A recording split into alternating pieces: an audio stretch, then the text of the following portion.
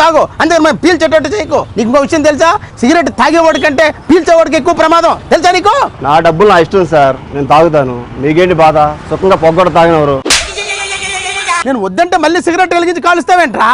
సుఖంగా తాగడానికి అదేం చలివేంద్రంలో మజ్జిగ కాదురా, పొగరా. అరే ఏదైనా కాలుతుంటే పొగొస్తుంటేనే ముక్కు మూసుకుంటామే, అలాంటిది సిగరెట్ పొగ ఎలా పీల్చమంటావురా? నువ్వు పీల్చే సిగరెట్ పొగలో 60 విషవాయువులు ఉన్నాయి తెలుసా? అవన్నీ గాల్లో కలిసిపోయి అవన్నీ మనం పీలుస్తున్నాం. అవి పీల్చడం వల్ల నువ్వు నేను అందరం గాల్లో కలిసిపోతాం. మా అమ్మ నాన్న సొమ్ముతో కాలుస్తున్నా, నీ సొమ్ముతో కాలుస్తుంటే పెద్ద బిల్లపిస్తావేంటి? అర్థం కాదు.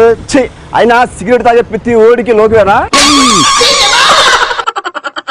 ఏదో సిగరెట్లు కాల్చడం కోసం ఇప్పుడు మీ అమ్మని డబ్బులు అడుగుతావు, తర్వాత మీ అమ్మ 2 గాజులు అడుగుతావు, ఆ తర్వాత వాటిని అమ్ముకోవాలి. మిమిక్రీ చేసినట్టు నా పేరు ముఖేష్, బహుశా ఇంకో వారం రోజులే బతుకుతాను అని ఈ దరిద్రాన్ని అంతా మేము థియేటర్లో చూడడం అవసరం అంటారా?